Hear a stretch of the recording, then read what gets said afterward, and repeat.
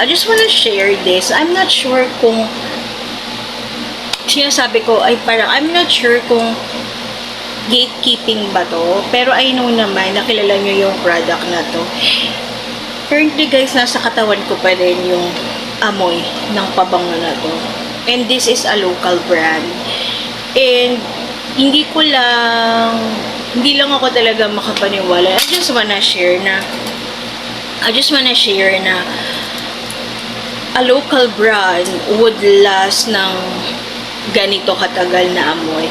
Longevity wise, talagang mabango siya. And an affordable perfume na nabili ko in the market. So, ayoko nang patagalin to. Hindi ko masasabing kailangan ko siyang i-gatekeep. For sure naman, kilalang kilala yung brand na to. And for sure, may mga products, may mga perfume na rin kayong ganito. It's just that, wala lang akong, o hindi lang ako aware siguro, na wala lang akong nakikitang review with regards with this product from other content creator, specifically about perfumes. But, eto na nga. Miss Glenda Unstoppable Perfume, guys.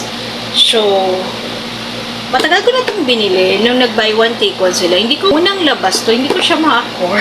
500 pesos for a buy one, take one. Dalawa ng perfume yung magagamit ko. However, ito pa lang yung talagang gamit na gamit ko na perfume. Yun siya, guys. Okay. So, natanggal na yung ano niya. But, wala mo. Ang bango niya na. Alam mo yung scent niya. Kung may makapanood man ito, hindi ako sure ha. Kasi hindi naman ako magaling sa perfume. May woody and musky scent yung notes niya, if I'm not mistaken. At citrusy siya. Tama ba ako? Kung meron mang makagamitan na ng pabango ito, please comment below kung tama ako kasi hindi ako magaling sa pabango. However, ayan, ito na siya. Gamit ko siya, guys. Simula nung ginamit ko siya, ayoko na siyang tigilan. Kasi, longevity-wise talaga, sobrang tagal niya, guys. My shift starts at 5 a.m. Currently, it's already, if hindi ako nagkakamali, it's already 3:35 p.m. And still,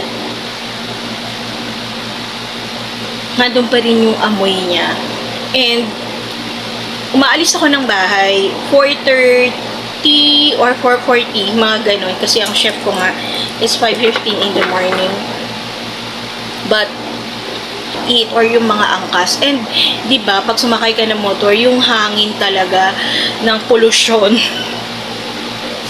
Hangin ng polusyon talaga is madarama mo. At, amoy na amoy. Alam mo yung sa hangin, sumasama yung amoy ko. Ganun yung effect niya sa akin. Until pagdating ko sa opisina, walang retouch, guys. Hindi ko to dinadala sa opisina. Dito lang to sa bahay. And, madami lang talaga ako maglagay talaga. I mean, siguro mga 5 spray. Max na yon. 5 to 6 spray ang ginagawa ko. Sa dito, sa damit. Yon, all over my ano. Kasi nga hindi na ako nagre-retouch ng perfume ko sa pagdating ko sa office ko. Kung ano yung ginamit ko, inilagay ko sa bahay na aamoy, yung pa rin yung until matapos na yung shift ko. And it's already 3:35. Nag-out ako sa opisina ng 2:15 and still maaamoy ko pa rin siya. Longevity wise, tumatagal siya ng 6, 7, 8, 9, 10, 11, 12, 1, 2, 9 hours. And it can be more. Kung hindi naman kayo, kung nakakotse kayo, siguro. Pero ako kasi nag-aangkas talaga ako, papasok at pauwi ng bahay namin. And still, you know, ang bango pa rin niya. Share ko lang rin, no, I have a jacket na pinabanguhan ko nito na I wore, nung sinuot ko nung Wednesday. Kahapon naglaba ako and guess what? Nandun pa din yung amoy niya. So, siguro yung katulad nun yung sinuot mo naman, hindi naman matagal sa katawan mo, tapos sinampay mo lang, hindi natatanggal yung amoy niya. Pero, for 10 hours longevity, kasi ako pagdating ko talaga sa bahay, nagsha-shower na ako. 10 hours to 11 hours longevity, okay na siya sa affordable na pabango na to. Na Miss Glenda, hindi siya mag-phase out. Kasi, pag naubos to, ito talaga yung ginagamit ko. Kasi ito talaga yung tumatagal sa akin. And, ang bango niya. No joke talaga at walang ka-OA-han. OA na kung OA, pero matagal talaga siya. Kung sino man nakagamit nito, let me know. Super gusto ko yung amoy niya kasi hindi siya masakit sa ilong. And maganda siya for everyday use mo. Ang fresh lang ng amoy niya.